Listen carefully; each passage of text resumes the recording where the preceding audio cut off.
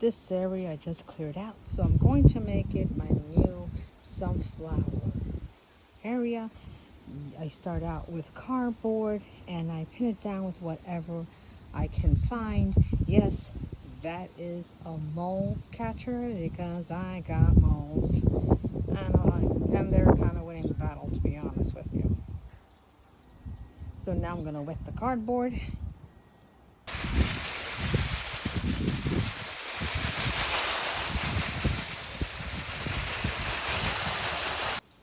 Now I'm going to add soil. Now I know this might be a little bit controversial, but I'm going to be using old soil. I have soil in the home from a plant that got root rot like 2 years ago.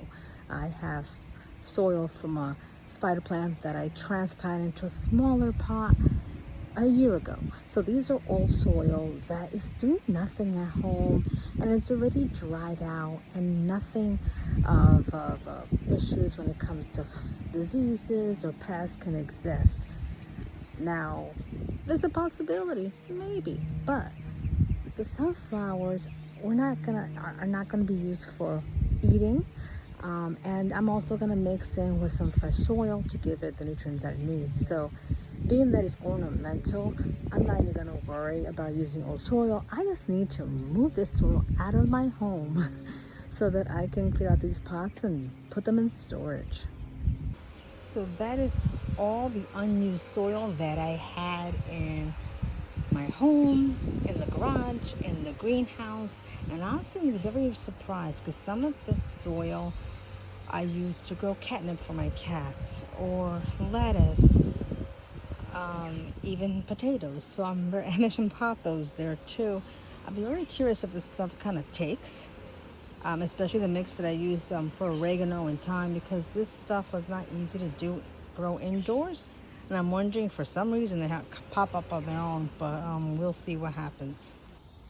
Okay, so I mixed in some fresh soil. Yeah, it's a little bit of a mess.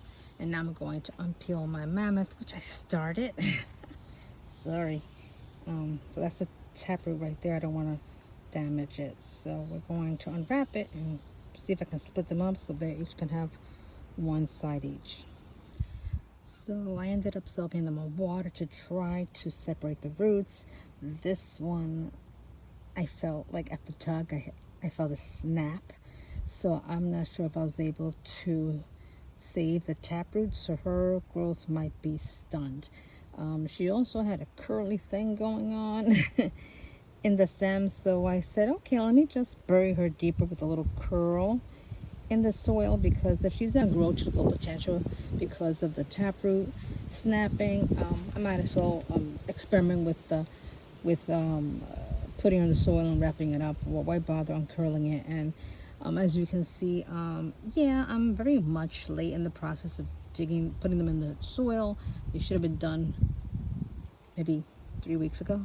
Yeah, I'm a procrastinator, what can I say? So hopefully they would take well. I just have to add mulch to this area and I'll be done. So here is the bed a few weeks later, and as you can tell, the plants haven't been doing well. Figured since I left them in their seedling pots for too long, this is going to happen anyway. So this is the one that still had all the roots intact. It is looking still alive, but not very happy. And the other one no longer is here. It really deteriorated a lot. So that's what it is now. And this is actually a new seed that I started in the greenhouse. And as soon as I saw the secondary of the true leaves, I just put it out here right away. And it looks like it's doing pretty good. It's kind of sturdy. I have a little stick holding it up because it's a little wonky, but it is looking like it's taking very well. I'm hoping it will